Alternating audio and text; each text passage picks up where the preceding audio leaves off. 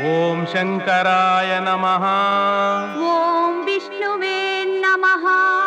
ಓಂ ಶಂಭುವೇ ನಮಃ. ಓಂ ಹರಿಯೇ ನಮಃ. ಓಂ ಶಿವಾಯ ನಮಃ. ಓಂ ಗೋವಿಂದಾಯ ನಮಃ. ಓಂ ಹರಾಯ ನಮಃ. ಓಂ ಜನಾರ್ದನಾಯ ನಮಃ.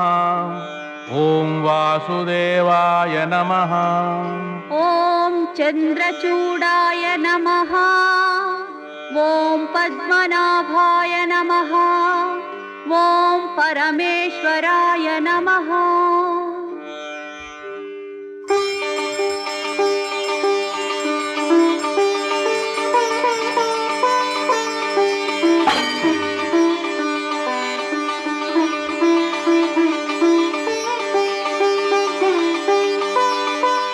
ನೋಡಿದೆಯಾ ದೇವಿ, ದೇವರ ಪ್ರಸಾದ.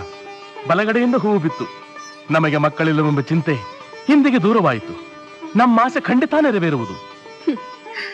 ದೇವರಿಗೆ ನಮ್ಮ ಮೇಲೆ ಕರುಣೆ ಇದ್ದಿದ್ದರೆ ಎಷ್ಟು ವರ್ಷಗಳು ನಾವು ಮಗುವಿಗಾಗಿ ಹಂಬಲಿಸಿ ಕಣ್ಣೀರಿಡಬೇಕಾಗಿತ್ತೇನು. ಸುಮ್ಮನೇಕೆ ನನ್ನ ಮನಸ್ಸಿನಲ್ಲಿ ಆಸೆ ತುಂಬುತ್ತೀರಿ? ನಾನು ಬಂಜೆ. ನನಗೆ ಈ ಜನ್ಮದಲ್ಲಿ ಮಕ್ಕಳಾಗುವುದಿಲ್ಲ. ದೇವಿ, ಭವಿಷ್ಯವನ್ನು ಬಲ್ಲವರು ಯಾರೂ ಇಲ್ಲ. ಆ ಪರಮಾತ್ಮ ಒಲಿದರೆ ಮಣ್ಣೂ ಹೊನ್ನಾಗುವುದು. ಯಾವುದೋ ಜನ್ಮದ ಪಾಪ ನಮ್ಮನ್ನು ಕಾಡಿಸುತ್ತಿದೆ ಅಷ್ಟೇ. ದೇವರ ಕರುಣೆ ಕಿಂಚಿತ್ತು ದೊರಕಿದರೂ ಸಾಕು. ನಮ್ಮ ನೋವು ನಿರಾಶೆಗಳೆಲ್ಲವೂ ಕರ್ಪೂರದಂತೆ ಸುಟ್ಟು ಹೋಗುತ್ತವೆ. ಎದೆಗುಂದದೆ ಶುಭ ದಿನಗಳನ್ನು ಎದುರು ನೋಡೋಣ. ತೆಗೆದುಕೋ.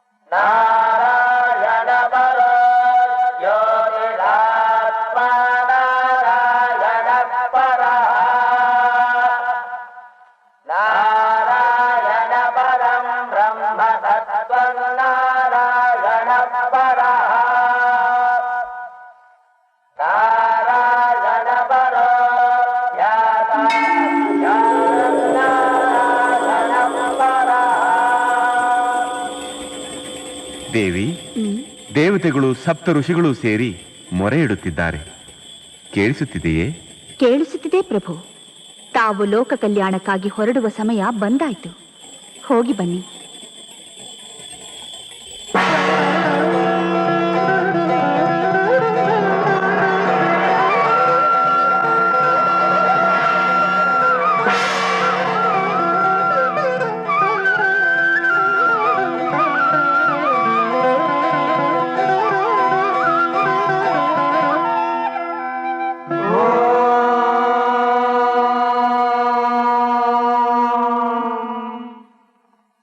नमस्ते अस्तु भगवन् विश्वेश्वराय महादेवाय त्र्यम्बकाय त्रिपुरान्धकाय त्रिकाग्निकालाय कालाग्निरुद्राय नीलकण्ठाय मृत्युञ्जयाय सर्वेश्वराय सदाशिवाय श्रीमन्महादेवाय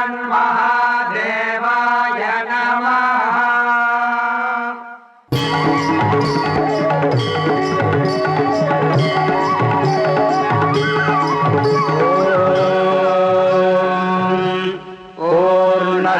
पूर्णमादाय पूर्णमेवावशिष्यते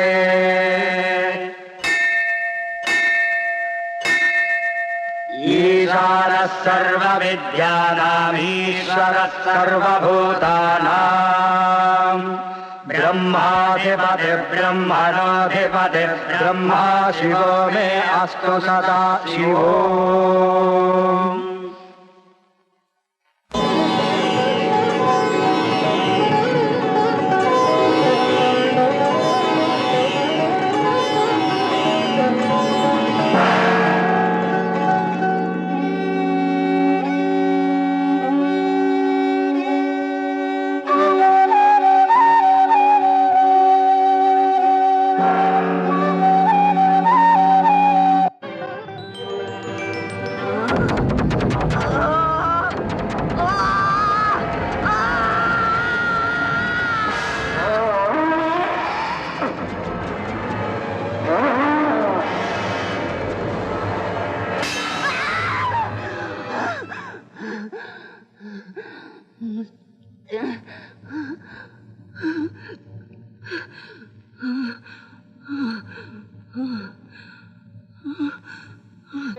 ಒಂದು ಸಣ್ಣ ಮಗು ನಿನ್ನನ್ನು ಸಂಹಾರ ಮಾಡದಂತೆ ಕನಸು ಕಂಡ್ಯಾ? ಹೌದು ಮುದ್ಗರ, ಈಗಲೂ ಆ ಕನಸನ್ನು ನೆನೆಸಿಕೊಂಡ್ರೆ ನನ್ನ ಮೈ ಬೆವರುತ್ತಿದೆ. ನರನಾಡಿಗಳಲ್ಲಿ ಚಲಿಸುತ್ತಿರುವ ರಕ್ತ ನಿಂತು ಹೋದಂತೆ ಭಾಸವಾಗುತ್ತಿದೆ. ಛೆಛೆ, ಕನಸಿಗೆಲ್ಲ ಹೀಗೆ ಭಯಪಟ್ಟರೆ ಹೇಗೆ? ಕನಸು ಅಂತ ಕಡೆಗಣಿಸುವ ಹಾಗಿಲ್ಲ ಭೃಶುಂಡಿ. ಪ್ರತಿಯೊಂದು ಕನಸಿಗೂ ಒಂದು ಹಿನ್ನೆಲೆ ಇದ್ದೇ ಇರುತ್ತದೆ. ಇದೆ ನಿನ್ನ ತಲೆ. ಮಹಿಷಿ, ಈ ಮುದಿಯನಿಗೆ ವಯಸ್ಸಾಯಿತು, ಅದಕ್ಕೆ ಬಾಯಿಗೆ ಬಂದಂತೆ ಹುಚ್ಚುಚ್ಚಾಗಿ ಒದರುತ್ತಿದ್ದಾನೆ. ಈ ಮುದಿಯನಿಗೆ ವಿಶ್ರಾಂತಿ ಕೊಡುವುದೇ ಮೇಲು. ಆ ವಿಷಯ ಹಾಗಿರಲಿ ಮುದ್ಗರ, ಈ ಕನಸಿನಂತೆ ಹರಿಹರರ ಮಿಲನದಿಂದ ಮಗುವಾಗಿದೆ ಎನ್ನುತ್ತೀಯಾ? ಹೌದು, ಇದು ಖಂಡಿತ ಅಸಾಧ್ಯ. ದೇವತೆಗಳಿಗೆ ಅಸಾಧ್ಯವಾದದ್ದು ಯಾವುದೂ ಇಲ್ಲ. ಹಿಂದೆ ದಾಕ್ಷಾಯಿನಿ ದಕ್ಷ ಬ್ರಹ್ಮನ ಯಜ್ಞಕುಂಡದಲ್ಲಿ ಬಿದ್ದು ಪ್ರಾಣತ್ಯಾಗ ಮಾಡಿದ ಮೇಲೆ ತಾರಕಾಸುರ ವರ ಕೇಳಿದ್ದು ಶಿವನ ಮಗನ ಕೈಯಿಂದಲೇ ತನಗೆ ಮರಣವಾಗಬೇಕೆಂದು. ಆಮೇಲೆ ಏನಾಯ್ತು? ದೇವತೆಗಳೆಲ್ಲ ಸೇರಿ ಆದಿಶಕ್ತಿಯನ್ನು ಬೇಡಿ ಮತ್ತೆ ಅವತಾರವೆತ್ತುವಂತೆ ಮಾಡಿ ರಹಸ್ಯವಾಗಿ ಗಿರಿಜಾ ಕಲ್ಯಾಣವನ್ನು ಮಾಡಿದರು. ಅದರಿಂದ ಏನಾಯ್ತು? ಅಯ್ಯೋ ಅಜ್ಞಾನಿ, ಅದರಿಂದಲೇ ಅಲ್ವೇ ಷಣ್ಮುಖನು ಹುಟ್ಟಿದ್ದು, ತಾರಕಾಸುರನನ್ನು ಸಂಹರಿಸಿದ್ದು. ಅಲ್ಲವೋ ಮುದಿಯ, ಶಿವನು ಮದುವೆಯಾದದ್ದು ಗಿರಿಜೆಯನ್ನು. ಅವಳು ಹೆಣ್ಣು, ಅದರಿಂದ ಮಗುವಾಯಿತು. ಆದರೆ ನಮ್ಮ ಮಹಿಷಿಯವರ ಹಾಗಿಲ್ಲವಲ್ಲ. ಹರಿಯು ಗಂಡು, ಹರನು ಗಂಡು. ಅವರಿಬ್ಬರ ಸಮಾಗಮದಿಂದ ಮಹಿಷಿಯನ್ನು ಕೊಲ್ಲುವ ಪುತ್ರ ಹುಟ್ಟಲು ಹೇಗೆ ಸಾಧ್ಯ? ಭೃಶುಂಡಿಯ ಮಾತು ನಿಜ. ಇದು ಎಂದೆಂದೂ ಸಾಧ್ಯವಿಲ್ಲದ ಕಾರ್ಯ. ಈ ಕನಸಿಗೆ ಅರ್ಥವೇ ಇಲ್ಲ. ಹರಿಹರರಿಗೆ ಮಗುವಾಗುವುದು ಬರೀ ಭ್ರಮೆ, ಬರೀ ಭ್ರಮೆ, ಬರೀ ಭ್ರಮೆ.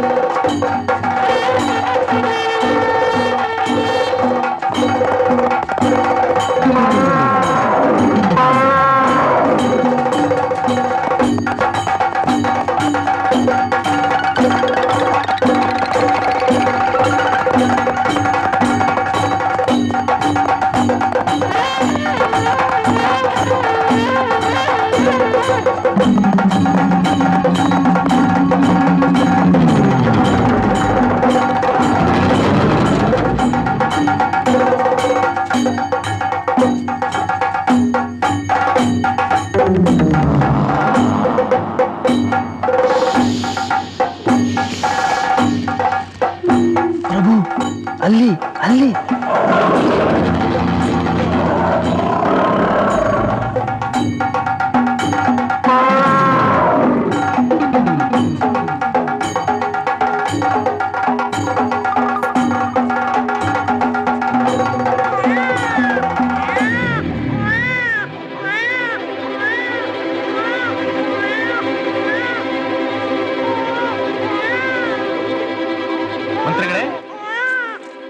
ಮಂತ್ರಿಗಳೇ, ಏನು ಪ್ರಭು?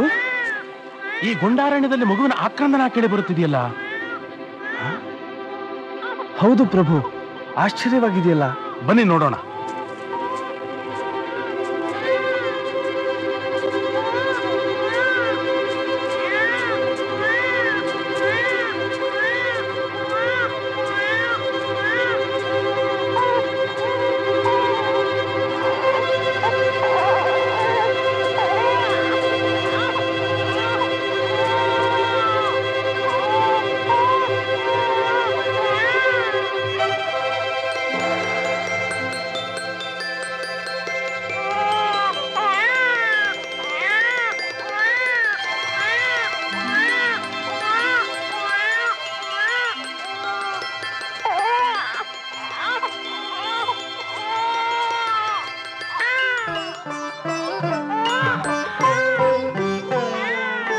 ಮಂತ್ರಿಗಳೇ, ಈ ಅರಣ್ಯದಲ್ಲಿ ಮಗು. ಬೇಡಿ ಪ್ರಭು, ಮುಟ್ಟಬೇಡಿ. ಯಾವ ಕಾಡು ಹೆಣ್ಣಿನ ಶಿಶುವೋ ಏನೋ, ಅದನ್ನೇಕೆ ಮುಟ್ಟುತ್ತೀರಿ? ಅಯ್ಯೋ, ಈ ಮಗುವಿನ ಮುಖ ನೋಡುತ್ತಿದ್ದರೆ ನನಗೆ ವಾತ್ಸಲ್ಯ ಉಕ್ಕಿ ಬರುತ್ತಿದೆ. ಮುಟ್ಟಬೇಡಿ ಪ್ರಭು. ಸದಾ ಮಕ್ಕಳಿಲ್ಲದ ನೋವಿನಿಂದ ಕೊರಗುತ್ತಿರುವ ತಮಗೆ ಇಲ್ಲಿ ಮಗುವನ್ನು ಕಂಡ ತಕ್ಷಣ ಹಾಗೆನಿಸುತ್ತಿದೆ ಅಷ್ಟೇ. ಮಂತ್ರಿಗಳೇ, ಬೆಳೆದೆಂಗಳು ತುಂಬಿರುವ ಈ ಕಣ್ಣುಗಳನ್ನು ನೋಡಿ, ಹವಳದ ಹೂವಿನಂತೆ ನಗುತ್ತಿರುವ ಈ ತುಟಿಗಳನ್ನು ನೋಡಿ. ಸಾಧಾರಣ ಶಿಶುವಾಗಿದ್ದರೆ ಈ ಮಗು ಶಿವಲಿಂಗದ ಬಳಿ ಇರುತ್ತಿತ್ತೆ. ಅಯ್ಯೋ, ನಾನು ನಿಮಗೆ ಹೇಗೆ ಹೇಳಲಿ? ಯಾರೋ ತಂದು ಈ ಲಿಂಗದ ಬಳಿ ಮಲಗಿಸಿದ್ದಾರೆ. ಇದು ಒಂದು ಪವಾಡವೇ? ಯಾರಿದ್ದೀರಿ? ಯಾರದೇ ಮಗು? ಮಹಾರಾಜ, ಈ ಮಗುವಿಗಾಗಿ ಏಕೆ ಇಷ್ಟು ಚಿಂತಿಸುತ್ತಿರುವೆ? ಋಷಿವರ್ಯ, ಈ ಮಗು ತಮ್ಮದೇ? ಅಲ್ಲ ಮಹಾರಾಜ, ನಿನ್ನ ಪೂಜೆಗೆ ಮೆಚ್ಚಿ ದೇವರು ಕರುಣಿಸಿರುವ ದಿವ್ಯ ಫಲವೇ ಈ ಮಗು. ಇದನ್ನು ಅರಮನೆಗೆ ತೆಗೆದುಕೊಂಡು ಹೋಗು. ಕತ್ತಲಾಗಿರುವ ನಿನ್ನ ಅರಮನೆಯು ಮನಸ್ಸು ಬೆಳಕಾಗುವುದು, ನಿನಗೆ ಶುಭವಾಗುವುದು. ಇವನಿಗೆ 12 ವರ್ಷಗಳಾದ ನಂತರ ಜಗತ್ತಿಗೆ ಇವನ ಮಹಿಮೆ ತಿಳಿಯುವುದು. ಸ್ವಾಮಿ, ಮಹಾತ್ಮರೇ, ಸ್ವಾಮಿ. ಮಂತ್ರಿಗಳೇ, ನೋಡಿದ್ದೀರಾ? ದೇವರು ನಮಗಾಗಿ ಕರುಣಿಸಿರುವ ವರವಂತೆ ಈ ಮಗು. ಮಹಾಪ್ರಸಾದ.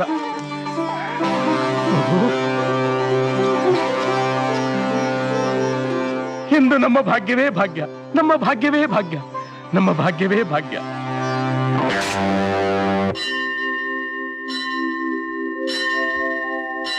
ಪರಮಾತ್ಮನಿಗೆ ಅಸಾಧ್ಯವಾದದ್ದು ಯಾವುದೂ ಇಲ್ಲ. ಆತನ ಸಂಕಲ್ಪಕ್ಕೆ ಎದಿರೇ ಇಲ್ಲ. ಮಹಾಸತಿ ಅನುಸೂಯಾದೇವಿಯ ಭಕ್ತಿಗೆ ಮೆಚ್ಚಿ ತ್ರಿಮೂರ್ತಿಗಳೇ ಮಕ್ಕಳಾಗಿ ಆಕೆಯ ಬಯಕೆಯನ್ನು ಪೂರೈಸಲಿಲ್ಲವೇ ತಾಯಿ? ಅದು ಪುರಾಣ ಯುಗದ ಮಾತಲ್ಲವೇ ಗುರುಗಳೇ? ಯಾವ ಯುಗವಾದರೇನು, ನಿರ್ಮಲವಾದ ಭಕ್ತಿಯೊಂದಿದ್ದರೆ ಸಾಕು. ದೇವರು ಸುಲಭವಾಗಿ ಒಲಿಯುತ್ತಾನೆ, ಮನದಾಸೆಯನ್ನು ಪೂರೈಸುತ್ತಾನೆ. ಹಾಗಾದರೆ ನನಗೂ ಜೋಗುಳ ಹಾಡುವ ಭಾಗ್ಯ ಬರುವುದೇ? ನಿಸ್ಸಂದೇಹವಾಗಿ. ನಂಬಿ ಕೆಟ್ಟವರಿಲ್ಲವೋ ಶ್ರೀಹರಿ ನಿನ್ನ ಎಂದಿದ್ದಾರೆ ಹಿರಿಯರು. ಮಹಾರಾಣಿಯವರೇ, ಮಹಾರಾಜರು ಬೇಟೆಯಿಂದ ಹಿಂದಿರುಗಿದರು. ಅವರ ಕೈಲಿ ಸುಂದರವಾದ ಮಗು ಒಂದಿದೆ. ಏನು, ಸುಂದರವಾದ ಮಗುವೆ? ಹೌದು.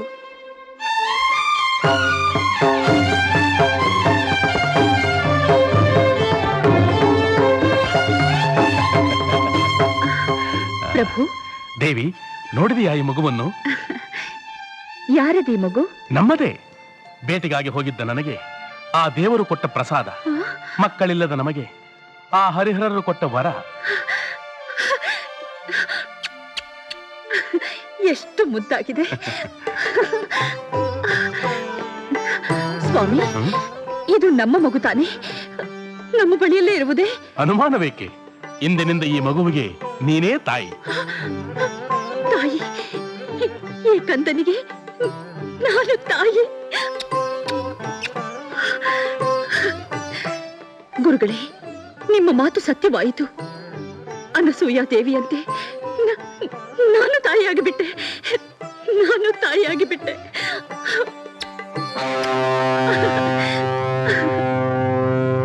ಈ ಮಗು ಉತ್ತರಾ ನಕ್ಷತ್ರದಲ್ಲಿ ಜನಿಸಿರುವುದರಿಂದ ಲೋಕ ವಿಖ್ಯಾತನಾಗುತ್ತಾನೆ. ಹುಟ್ಟುವಾಗಲೇ ಕೊರಳಲ್ಲಿ ದಿವ್ಯವಾದ ಮಣಿ ಇರುವುದರಿಂದ ಇವನಿಗೆ ಮಣಿಕಂಠ ಎಂದು ಹೆಸರಿಡಿ. ಶುಭವಾಗುವುದು. ಮಣಿಕಂಠ? ಮಣಿಕಂಠ? ಆಹಾ, ಮಣಿಕಂಠ ದಿವ್ಯವಾದ ಹೆಸರು. ನೀವೇನು ಹೇಳುತ್ತೀರಿ ಮಂತ್ರಿಗಳೇ? ಸೊಗಸಾದ ಹೆಸರು. ಆಹಾ ಆಹಾ ಆಹಾ.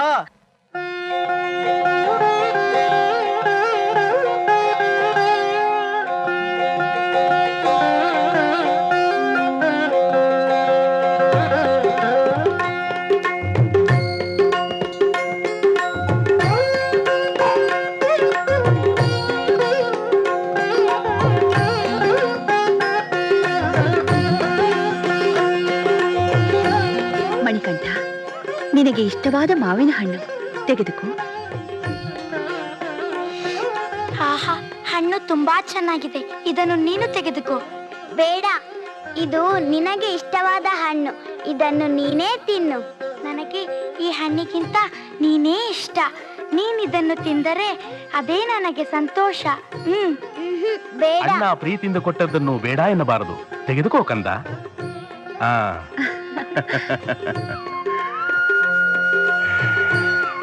ರಾಮ ಲಕ್ಷ್ಮಣರ ಸೋದರ ವಾತ್ಸಲ್ಯವನ್ನು ಕಥೆಯಲ್ಲಿ ಕೇಳಿದ್ದೆ, ಈಗ ಪ್ರತ್ಯಕ್ಷವಾಗಿ ನೋಡುತ್ತಿದ್ದೇನೆ. ವಯಸ್ಸಿಗೆ ಮೀರಿದ ಜಾಣತನ, ಅಳತೆಗೆ ಮೀರಿದ ಸದ್ಗುಣ ನಮ್ಮ ಮಣಿಕಂಠನಿಗೆ. ಅವನು ದೇವರ ಮಗು ದೇವಿ. ಆತ ನಮಗೆ ದೊರೆತದ್ದು ನಮ್ಮ ಪುಣ್ಯ.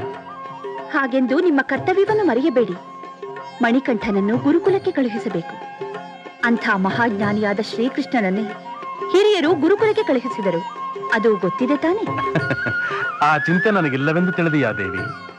ಆಚಾರ್ಯರನ್ನು ಕರೆತರಲು ನಾನಾಗಲೇ ಭಟರನ್ನು ಗುರುಕುಲಕ್ಕೆ ಕಳುಹಿಸಿದ್ದೇನೆ.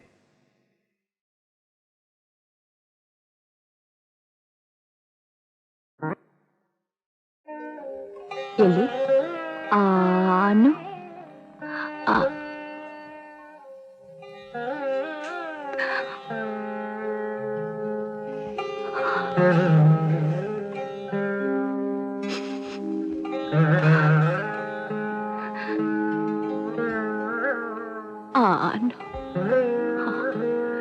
ಮಾಲತಿ, ಮಹಾರಾಜ ರಾಜಶೇಖರರಿಂದ ನನಗೆ ಕರೆ ಬಂದಿದೆ. ಏಕೆ? ಅವರ ಮಕ್ಕಳಿಬ್ಬರನ್ನು ವಿದ್ಯಾಭ್ಯಾಸಕ್ಕಾಗಿ ಗುರುಕುಲಕ್ಕೆ ಕರೆದೊಯ್ಯುವಂತೆ ಪ್ರಾರ್ಥಿಸಿ ಸೇವಕರನ್ನು ಕಳುಹಿಸಿದ್ದಾರೆ. 106 ಮಕ್ಕಳಿಗೆ ವಿದ್ಯಾದಾನ ಮಾಡುವ ಯೋಗವಿದ್ದರು ನಮ್ಮ ಸ್ವಂತ ಮಗನಿಗೆ ವಿದ್ಯೆ ಹೇಳಿಕೊಡುವ ಭಾಗ್ಯ ನಮಗಿಲ್ಲವಲ್ಲ. ಹೋದ ಜನ್ಮದಲ್ಲಿ ನಾನು ಏನು ಪಾಪ ಮಾಡಿದ್ದೇನೋ ಏನೋ, ಅದಕ್ಕೆ ಈ ಜನ್ಮದಲ್ಲಿ ನೋಡಲು ಕಣ್ಣು ಕಾಣದ, ಮಾತನಾಡಲು ಬಾಯಿ ಬಾರದ ಈ ಕಂದನನ್ನು ಮಗನನ್ನಾಗಿ ಪಡೆದಿದ್ದೇನೆ. ದುಃಖಿಸಬೇಡ ಮಾಲತಿ. ಈ ನಮ್ಮ ಕಣ್ಣು ಕಾಣದ ಮಗನಿಗೆ ಆ ದೇವರೇ ದಾರಿ ತೋರಿಸುತ್ತಾನೆ. ಆ ದೇವರೇ ದಾರಿ ತೋರಿಸುತ್ತಾನೆ.